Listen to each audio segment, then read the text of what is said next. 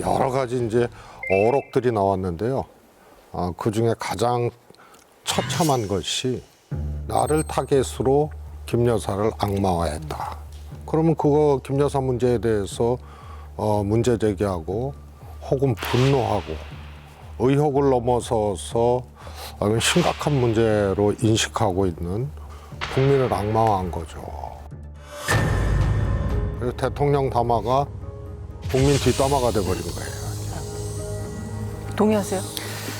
일단은 저는 이제 네. 굉장히 약간 콘트라스트에 주목을 했는데 사과의 형식하고 사과의 내용이 너무 불일치해요.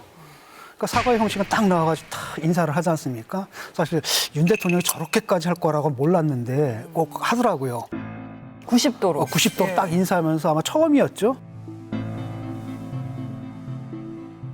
그다음 김건희 여사에 대해서는 사실 변명이 일변도였거든요. 뭐 악마화했다. 그다음에 또 다른 한편으로는 나를 공격하기엔 약한 고리 역할을 했다. 그건 맞는 얘기인데 문제는 뭐냐면 그런 빌미를 제공한 게 있는데 국민들은 그 부분을 이제 문제 삼고 있거든요. 그 부분에 대해서 이제 얘기를 안 하고 있고 그래서 결국은 김 여사의 변명을 하는데 그게 약간 좀 낯뜨겁거나 간지러운 부분도 있었습니다. 그게 뭐냐면 밤새 감사 답변을 막 드린다라든지 그다음에 또 뭐라고 얘기했냐면 용산 대통령실에서 약간 야당 역할을 하고 있다라고 해서 그 역할을 갖다 미화까지 해버렸거든요. 그러니까 그 순간에 이건 뭐냐. 저는 한마디로 키워드로 얘기하면 오빠 폰 검사. 이게 불행의 씨앗이었다고 봅니다. 더 좀 정확하게 얘기하면 아내에게 무심코 넘긴 그 남편의 실수다. 아니 어떻게 들어가세요? 남편하고 아내하고 핸드폰 공유하세요? 그렇게 하시나요?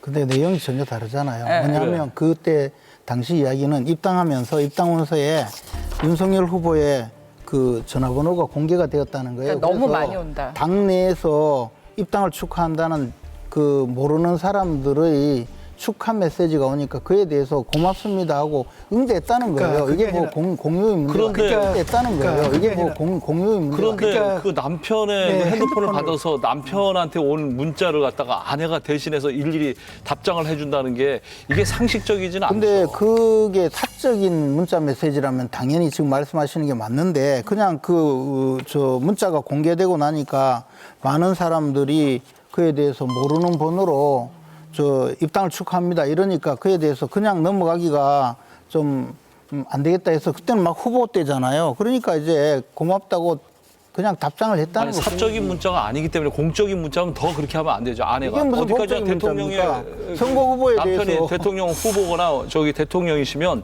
아내가 그 핸드폰을 봐서 일일이 문자를 대신 보낸다. 프로토콜에서 벗어난 문자를 그리고 보낸 게 또 하나는 이번 뭐냐면 논란의 씨앗인데요. 받는 사람 같은 경우 대통령이 보낸 걸로 알 거 아닙니까? 그건 문제죠. 근데 이제 많은 경우에 후보자가 되어서 예컨대 뭐 당선이라든가 또는 조금 좋은 뉴스가 있으면 전국에서 많은 문자가 들어오거든요. 그럼 그걸 가지고 문자를 비서에게 줘가지고 전체 문자를 입력해서 그냥 일괄해서 그 단체 문자로 보내는 경우가 있어요. 근데 그거보다는 그래도 문자 메시지를 이 번호로 보내기 위해서 한 거에 불과한 거지. 그것을 가지고 지금 말씀하시니까 조금 전혀 다른 이야기를 사적인 무슨 지인에게 온 문자를 대신 답했다든가 그런 문자가 아니라는 지인에게 온 문자를 대신 답했다든가 그런 문자가 아니라는 거죠. 뒤집어서 생각해 보면 저한테 일 때문에 문자가 왔는데 일 때문에 제 한게 아내가 아니잖아요. 그러니까 아니죠. 일 일과 때문에 관련된 거죠. 어떻게 일과 관련된 정치 활동과 관련된 거를 갖다가 그런 그 식으로 지지자들이 문자를 이야기하면 보냈는데 선거운동을 하면 안 돼요. 선거운동의 수많은 문자 메시지는요. 대부분 선거 캠프에 조력자들이 받아서 문자를 보내게 되잖아요. 저는 예. 대통령이 왜 이런 내용까지 새벽에 아내가 잠 안 자고 엎드려 앉아서 답장을 일일이 보냈다 이런 내용까지 공개하셨는지 좀 이해가 안 가고 깜짝 놀랐습니다. 그게 그 해명 자체가 오히려 꼬이게 만드는 거거든요. 봐라, 공사구별 없지 않느냐. 공동 국정 운영을 하고 있지 않느냐. 오히려 이렇게 반격을 받을 수 있는 해명이었거든요. 그래서 저는 그거 보고 좀 이상하다 생각을 했어요. 이 부분 어땠습니까? 윤 대통령은 대국민 사과로 시작했지만 기자가 두루뭉술하지 않느냐, 좀 포괄적이라는 그런 부분을 지적을 하자 어떤 점인지 딱 짚어주신다면 사과를 드리겠다고 밝혔습니다. 사실 한동훈 대표를 만났을 때도 비슷한 모습을 보였고 같은 태도다 이런 지적들도 있는데요. 대통령께서는 이제 대국민 담화에서 제 주변의 일로 걱정과 염려를 끼쳐드렸다. 어떻게 보면 다소 두루뭉실하고 포괄적으로 사과를 하셨습니다. TV를 통해서 해견을 지켜보는 국민들이 과연 대통령께서 무엇에 대해서 우리에게 사과를 했는지 어리둥절할 것 같습니다. 국민들께서 좀 오해하시는 부분은, 그러니까 이게 팩트를 명확하게 설명을 해야 되는 것과, 또 잘못한 게 있으면은 딱 집어가지고 그러면 이 부분은 잘못한 거 아니냐라고 해주시면은 제가 거기에 대해서 딱 그 팩트에 대해서 제가 사과를 드릴 거고. 고개를 숙여서 사과를 했는데요. 기자가 무슨 사과가 그러냐고 다시 질문을 하니까 꼭 집어서 얘기해달라. 기자 질문 받고 내가 왜 사과했지? 이런 거하고 똑같은 거예요.